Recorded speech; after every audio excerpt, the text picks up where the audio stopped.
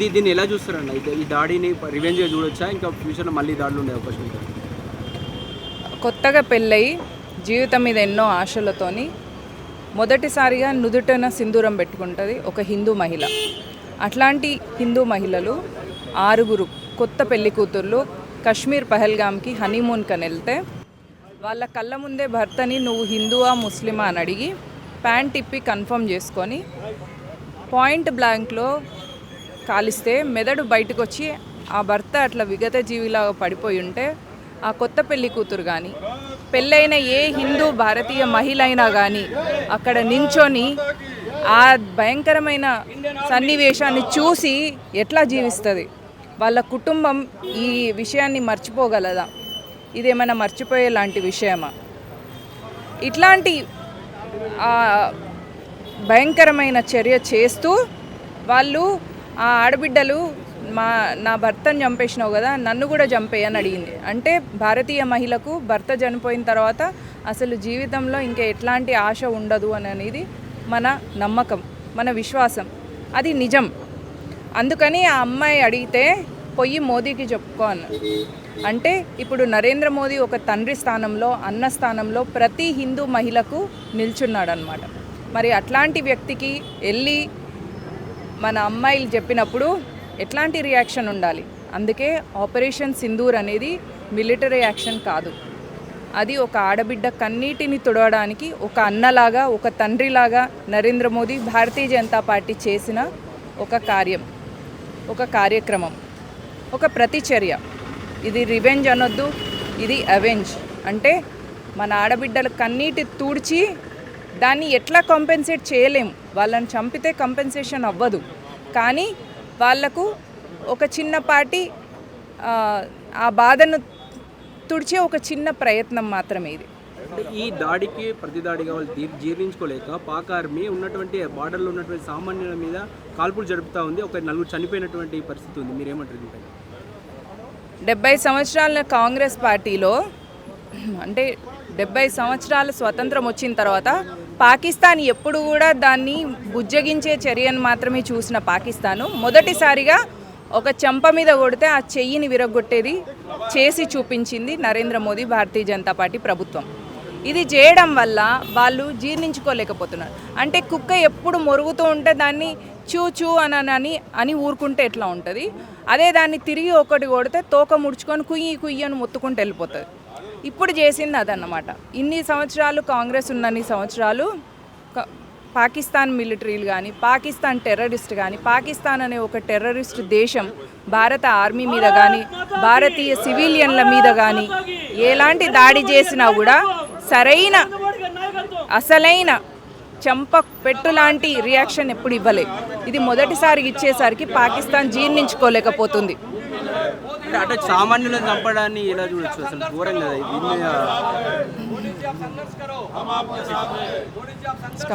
సామాన్యులను చంపడాన్ని, చాలా దారుణం కదా. అస్త్రశస్త్రాలు రైఫిల్స్ పట్టుకొని ట్రైన్డ్ ఉన్న ఆర్మీని తట్టుకునే దమ్ము ధైర్యం లేని చేతగాని చావచచ్చిన పాకిస్తానీ మిలిటరీ, పాకిస్తానీ టెర్రరిస్ట్ వాళ్ళు మొదటిసారిగా సివిలియన్స్ మీద, అంటే 26/11 అప్పుడు కూడా సివిలియన్స్ మీద చేసిండ్రు. అప్పుడు ప్రపంచవ్యాప్తంగా ఎవరైతే భారతదేశానికి వచ్చిన విజిటర్స్ ఉన్నారో వాళ్ళందరూ కూడా చనిపోవడం వల్ల భారతదేశం ఉలిక్కి పడింది. అప్పుడు కూడా ఎట్లాంటి రియాక్షన్ తీసుకోలేకపోయింది, ఎందుకంటే అప్పుడు కూడా చేతగాని చావచచ్చిన ప్రభుత్వమే కేంద్రంలో ఉంది కాబట్టి. ఈసారి నరేంద్ర మోదీ ప్రభుత్వం ఇంత మంచి యాక్షన్ తీసుకునేసరికి వాళ్లకు ఆర్మీతో పెట్టుకుంటే మాకు పుట్టగతులు ఉండవు అని గ్రహించి ప్రజల మీదకి వచ్చిండ్రు, సివిలియన్స్ మీద, అంటే అన్ఆర్మ్డ్ పీపుల్ మీదకి. ఎట్లాంటి గన్నులు అస్త్రాలు చేతిలో లేని వాళ్ళ మీద వాళ్ళ ప్రతాపం చూపిస్తారు. అంతే చేతగానోళ్ళ పని అన్నమాట. అదే ఆర్మీతో పెట్టుకోండి. ఇప్పుడు మీకు ఆర్మీ రాత్రి 9 స్థావరాలు కూల్చింది. ఇప్పుడు పాకిస్తాన్ టెర్రరిస్టులకు కానీ, ఇస్లామిక్ మతోన్మాదులకు కానీ, పాకిస్తాన్ మిలిటరీకి కానీ ఛాలెంజ్ చేసింది ఇండియన్ ఆర్మీ. ఇప్పుడు దమ్ముంటే వాళ్ళతో చేసుకోండి. వాళ్ళతో మీకు ఎంత స్థాయి ఉంది, మీది ఎంత కెపాసిటీ ఉన్నది అనేది ప్రపంచమంతా కూడా ఇప్పుడు చూస్తుంది. పాకిస్తాన్ తన మిసైల్ ఉన్నాయి, మేము మిసైల్ యూజ్ చేస్తామని చెప్పేసి అంటున్నారు. ఏమంటారు? ఆ మిసైల్స్ని డిటెక్ట్ చేసే టెక్నాలజీ భారత్ దగ్గర ఉంది. ఇజ్రాయెల్ తర్వాత అంత ఇంటలెక్చువల్ టెక్నాలజీ భారత్ దగ్గర ఉంది. కాబట్టి ఎట్లాంటివి చేసినా దానికి ప్రతిచర్యగా ఇండియన్ ఆర్మీ రెడీగా ఉంది. ఇండియన్ ఆర్మీ అనేది వెయిట్ చేస్తుంది ఇట్లాంటి సిచ్యువేషన్ కోసం. ఎందుకంటే ఆర్మీలో ఒక జవాన్ని చంపితే అతని భార్య నుదుటిన సింధూరం పోయినప్పుడు ప్రతి ఆర్మీ ఆఫీసర్ గుండెల్లో బాధ అవుతుంది. సివిలియన్ అయినప్పుడు అప్పుడు కూడా ప్రతి ఆర్మీ ఆఫీసర్కి గుండెల్లో బాధ అవుతుంది. ఇప్పుడు వాళ్ళ లోపల ఉన్న ఆక్రోశాన్ని, ఆవేదనని, దానికి ప్రతిచర్యగా ఏం చేయాలి అని చెప్పేసి ఆర్మీ రెడీగా ఉంది. దానికి తగ్గట్టు యాక్షన్ ఆర్మీ తీసుకుంటుంది. Indian army world's one of the best army forces. అంటే పీఓకేలో అసలు ఎన్నిసార్లు వాళ్ళ మీద దాడులు చేసి స్థావరాలను లేకుండా చేసినా కూడా పీఓకే ఆధారంగా చేసుకొని మళ్ళీ స్థావరాలు పెట్టుకొని మళ్ళీ దాడులకు ప్రధానంగా పీఓకే కేంద్రంగా మారింది. సో అది స్వాధీనం చేసుకుంటేనే ఫ్యూచర్లో దాడులు ఉన్నాయని చెప్పేసి అంటున్నటువంటి పరిస్థితి మీరేమంటారు? ఉన్మాదం అనేది ఒక మతం నుంచి వచ్చినప్పుడు మీరు ఒక ప్రాంతాన్ని కాపాడితే పోదు, అది ఒక మానసిక దౌర్భాగ్య స్థితి. ఒక స్థావరంగా మారిపోయింది అది పీఓకే అనేది. అక్కడ అయితే మేము సేఫ్గా ఉంటాము అని చెప్పేసి అక్కడ ఉన్న వాళ్ళు కూడా స్థానికులు కొందరు సహకరిస్తారు అని చెప్పేసి అంటున్నారు. స్థానికులు ఉన్మాదులు, దుష్టులు ఎప్పుడైనా ఎక్కడైనా అలాంటి వాళ్ళ జాతికి వాళ్ళు సహకరించుకోవడం అనేది సహజం. పీఓకేలోనే ఉంది టెర్రరిస్ట్ స్థావరాలు అంటే పీఓకేలో ఉన్నాయి. వాటిని సృష్టించేది పాకిస్తాన్. మరి ఈ లెక్క ప్రకారంగా చూస్తే మొత్తం పాకిస్తాన్ని మటుమాయం చేస్తేనే టెర్రరిజం అనేది అంతమవుతుంది. పీఓకేని ఫస్ట్ స్వాధీనం చేసుకోవాలి అని చెప్పేసి డిమాండ్ అనిపిస్తుంది. అసలు దాన్ని పాకిస్తాన్ ఆక్యుపైడ్ కశ్మీర్ కాదు, అది పాకిస్తాన్ ఆక్యుపైడ్ ఇండియన్ పార్ట్. అది దాన్ని యాక్చువల్లీ ఏంటంటే కాశ్మీర్ని ఆక్యుపై చేసిండ్రు, కాశ్మీర్లో తీసుకుంటుండ్రు అనే దాని నుంచి మనం బయటకు వచ్చి ఇండియాలో చేసిండ్రు, ఇండియన్ మీద చేసిండ్రు. పెహల్గామ్ టెర్రరిస్ట్ అటాక్ అని అనొద్దు, పెహల్గామ్ హిందూ మారణ హోమం అనాలి. ఎందుకంటే అక్కడ హిందువా ముస్లిమా అని కన్ఫర్మ్ చేసుకొని చచ్చిపోయే ముందు కూడా స్వాభిమానంగా వాళ్ళ చావకుండా వాళ్ళ ప్యాంట్ ఇప్పి చూసి ఇంత అవమానించి తర్వాత వాళ్ళ పాయింట్ బ్లాంక్తోని వాళ్ళ మెదడులో షూట్ చేసినప్పుడు అవమానంతో చనిపోయిన వాళ్ళు. అది పక్కన వాళ్ళ భార్యలు ఉండంగా, అది వాళ్ళ పిల్లలు, ఆ ఆడబిడ్డలు జీవితాంతం మర్చిపోలేని సంఘటన. కాబట్టి ఇట్లాంటివి జరిగినప్పుడు దానికి పేర్లు మనం సరిగ్గా ఇవ్వడం అనేది మనం కూడా అలవాటు చేసుకోవాలి. పహల్గామ్లో జరిగింది ఉగ్రవాదుల దాడి కాదు, హిందువుల మీద ఇస్లామిక్ మతోన్మాదులు చేసిన దాడి.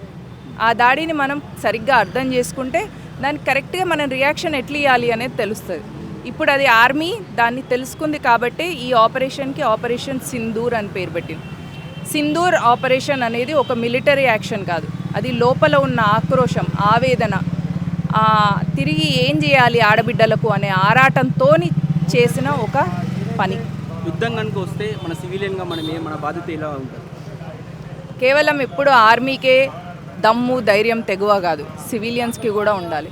ప్రతి ఒక్క పౌరుడు కూడా ఇప్పుడు ఇంటర్నల్ ఆర్మీగా పనిచేయాలి. మనందరం ఇప్పుడు ఆర్మీకి ఒక కొడుకును, తన భర్తను పంపిస్తున్న ఒక మహిళకు, అంటే ఆర్మీ ఆఫీసర్ భార్యకు కానీ తల్లికి కానీ ఎంత దమ్ము ధైర్యం, ఎంత పెద్ద గుండె చూసి మామూలు మహిళలు కూడా అట్లాంటి దమ్ము ధైర్యం తెచ్చుకొని మనము మన దేశానికి ఆర్మీగా పనిచేయాలని అట్లా పనిచేసిన నాడు మన యూనిటీని ప్రపంచంలో ఏ ఉగ్రవాద శక్తి కూడా మట్టుపెట్టలేదు. మేడం, పాకిస్తాన్తో పోలిస్తే మన ఇండియా అనేది పెద్ద దేశం మేడం, అయినా భయపడకుండా ఈ ఉగ్రవాద చర్యలు అనేది ప్రతిసారి జరుగుతూనే ఉంది. దీనిపైన మీ స్పందన ఏంటి? ఏనుగు పోతుంటే కుక్కలు మొరుగుతుంటాయి. ఇప్పుడు మనం ఊర్లలో వెళ్ళేటప్పుడు కారు వెళ్తుంటే వెనక కుక్కలు మొరుగుకుంటొస్తాయి. అదే మనం కారు ఆపి ఒక రాయి పెట్టి కొట్టినామనుకో, ఆ కుక్క తోక ముడుచుకొని కుయ్యి కుయ్యి అని మొత్తుకుంటూ వెళ్ళిపోతుంది. అట్లనే పాకిస్తాన్ కూడా కవ్వింపు చర్యలు చేస్తూ ఉన్నది. ఒక 50 సంవత్సరాలుగా చేస్తుంది, అది ఇప్పుడు కాదు. కానీ మొదటిసారిగా దానికి ఒక సరైన జవాబు వచ్చింది. అంటే చెయ్యితోని మీ చెంప మీద కొడితే, చెయ్యి ఇరగొడితే ఇంకో చెయ్యి లేస్తుందా? లేవదు. అట్లే మొదటిసారిగా పాకిస్తాన్కి ఆపరేషన్ సింధూర్ ద్వారా ప్రజల్లో ఉన్న ఆక్రోశాన్ని, ఆవేదనని దానికి ప్రతిచర్యగా చేసి చూపించిన నరేంద్ర మోదీ ప్రభుత్వం. ఈ ఆపరేషన్ సింధూర్ ద్వారా ప్రతి హిందూ మహిళకు కూడా నరేంద్ర మోదీ, భారతీయ జనతా పార్టీ మీ రక్షణ కోసం మేమున్నాము, మీకోసం మేమున్నాము, ఈ సిద్ధాంతం కోసం, ఈ దేశం కోసం, ఈ ధర్మం కోసం, ఈ సంస్కృతి సాంప్రదాయాల కోసం, వీటిని ముందుకు తీసుకెళ్తున్న హిందూ ఆడబిడ్డల కోసం నేనున్నా అని మోదీ, మేమున్నాము అంటూ భారతీయ జనతా పార్టీ నిలబడింది. దీన్ని ప్రజలందరూ, ముఖ్యంగా మహిళలందరూ గుర్తించి తెలుసుకోగలిగితే మనం మన నాగరికతను కాపాడుకోగలం. 800 సంవత్సరాలు మన మీద ఇస్లామిక్ దాడులు జరిగినాయి, వాటిని మనం యూనిటీతోని తిప్పికొట్టగలం. 200 సంవత్సరాలు బ్రిటిష్ క్రిస్టియన్ దాడులు, లూటీ జరిగింది, దాన్ని మనం ఆ స్వాభిమానాన్ని, ఈ దేశ సంపదని, ఈ దేశ సంస్కృతిని మనం కాపాడుకోగలుగుతాం. మేడం, పాకిస్తాన్ ఆర్మీ అనేది చాలా చిన్నది మ్యామ్. సో దీనికి సంబంధించి పొరుగు దేశాలు ఏమైనా సపోర్ట్ ఇస్తున్నాయి అంటారా, లేకపోతే ఈ ఫ్యూచర్లో కూడా చైనాతో ఏమైనా మనకు విరుద్ధం కలిగే అవకాశం ఏమైనా ఉందంటారా? ఆపరేషన్ సింధూర్ అనేది ముందే అన్ని దేశాలకు తెలియజేసి మాకు జరిగిన అన్యాయానికి మేము ప్రతిఘటిస్తున్నాం అని చెప్పి చేసింది. కాబట్టి దీనికి ప్రకారంగా ఏ దేశం కూడా పాకిస్తాన్కి సపోర్ట్ చేయదు. ఒక నిజాయితీ గల నాయకుడు, దేశం పట్ల కమిట్మెంట్ ఉన్న నాయకుడు ఎప్పుడైనా జియోపాలిటికల్గా తన దేశాన్ని భుజాల మీద వేసుకొని వెళ్ళినప్పుడు, నరేంద్ర మోదీ లాంటి వ్యక్తి వెళ్ళినప్పుడు మిగతా దేశాలన్నీ కూడా మోదీకి సపోర్ట్ చేస్తాయి. ఇప్పుడు పాకిస్తాన్కి ఏ దేశం సపోర్ట్ చేయదు. ఒకవేళ చైనా సపోర్ట్ చేస్తే చైనా భారత్తోని యుద్ధం చేయడానికి రెడీగా ఉన్నది అని మనం అర్థం చేసుకుంటాం. అప్పుడు చైనాకి ఎన్ని దేశాలు సపోర్ట్ చేస్తాయి, భారత్కి ఎన్ని దేశాలు సపోర్ట్ చేస్తాయి అనేది అప్పుడు తెలుస్తుంది. కాబట్టి ఇప్పుడు ఒక నీచ నికృష్టమైన పాకిస్తాన్ అనే ఒక ఉన్మాద ఇస్లామిక్ టెర్రరిజాన్ని పెంచి పోషించే ఒక దేశానికి ఏ దేశం సపోర్ట్ చేయదు ప్రపంచంలో అనేది నా ఒపీనియన్. అండ్ దీనిలో నరేంద్ర మోదీతోని యుద్ధం చేయడానికి, నరేంద్ర మోదీ దృష్టిలో చెడుగా ఉండడానికి ఏ దేశం కూడా ప్రయత్నం చేయదు. ఎందుకంటే మోదీ అనేది ఒక వ్యక్తి కాదు, అతను ఒక శక్తి. ఆ శక్తి ఈ హిందూ సమాజానిది, మన దేశానిది, మన సంస్కృతి సాంప్రదాయాలకు ఒక ప్రతిరూపంగా ఉన్న వ్యక్తి నరేంద్ర మోదీ. కాబట్టి ఆయనతో ఎవరు కూడా శత్రుత్వం చేయరు అనేది నా ఒపీనియన్. ఫైనల్ ఒక క్వశ్చన్ మ్యామ్, పాకిస్తాన్కి మనం ఇంతకు ముందుకి ఫుడ్ క్రైసిస్ వచ్చినప్పుడు హెల్ప్ చేసాం. అండ్ ఇంకోటి ఏంటంటే సింధు జలాలు కూడా వాళ్ళకి హెల్ప్గా ఉన్నాయి. సో ఇవన్నీ మర్చిపోయి కూడా ఈ ఉగ్రవాద దాడి అనేది చేస్తున్నారు. సో దీనిపై మీ స్పందన ఏంటి మ్యామ్? కుక్క తోక వంకర అయితే మొన్నటిదాకా గోధుమ పిండి లేకుండా అడుక్క తిన్నారు, అయిపోయింది. ఇప్పుడు నీళ్ళు ఆపేసినాం. ఇప్పుడు ఏం చేయాలంటే గ్లాసు కూడా పట్టుకొని వెళ్ళాలి. అప్పుడు ఏం చేసిండ్రు, మనం గోధుమ పిండి పంపిస్తే కొట్టుకొని చచ్చిండ్రు వాళ్ళే, సివిలియన్స్. ఆర్మీ పక్కకు సివిలియన్స్ కొట్టుకు చచ్చినప్పుడు చిప్ప పట్టుకొని మొత్తం ప్రపంచం అంతా వెళ్ళి బెగ్గింగ్ బౌల్ పట్టుకొని తిరిగిండ్రు. మాకు ఇవ్వండి, బిచ్చం ఇవ్వండి, తినడానికి లేదు అని అడుక్కున్నారు. ఇప్పుడు నీళ్ళు ఇవ్వం కదా, ఒక గ్లాసు కూడా పట్టుకొని పోయి మాకు నీళ్ళు కూడా లేవు అని అడుక్కోవాలి.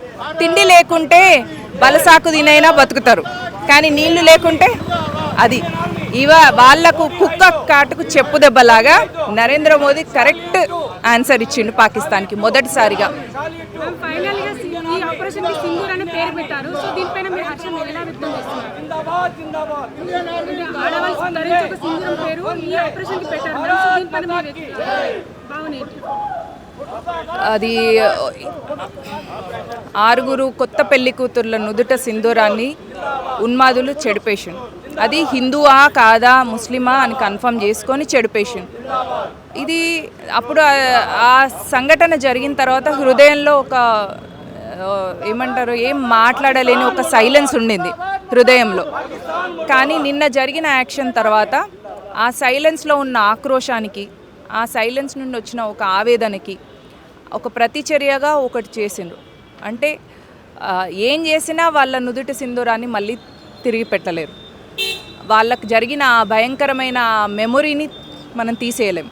కానీ కొద్దిగా గుడ్డిలో మెల్లగా మిగతా ప్రజలందరికీ, దేశం మొత్తంలో ఉన్న ఆడబిడ్డలందరూ కూడా పడిన ఆవేదనకు ఒక చిన్న యాక్ట్గా దీన్ని మనం చూడాలి.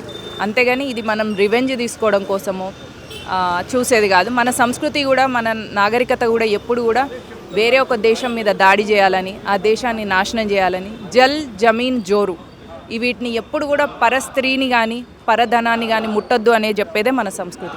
మనం ఎప్పుడూ అట్లాంటి ఉద్దేశంలో లేము. కానీ జల్ జమీన్ జోరు కోసం ఇస్లామిక్ ఉన్మాదం మన మీద దాడి చేయడం వల్లనే మనం ఆఫ్ఘనిస్తాన్ని కోల్పోయినాం, పాకిస్తాన్ని కోల్పోయినాం, బంగ్లాదేశ్ని కోల్పోయినాం. ఇప్పుడు మనందరం సంఘటితమై అఖండ భారత్ని కాపాడుకోవాలి, సాధించుకోవాలి. ఇది మన కిం కర్తవ్యం అనేలాగా ప్రతి హిందువు, ప్రతి భారతీయుడు ఉండాల్సిన సమయం ఇది.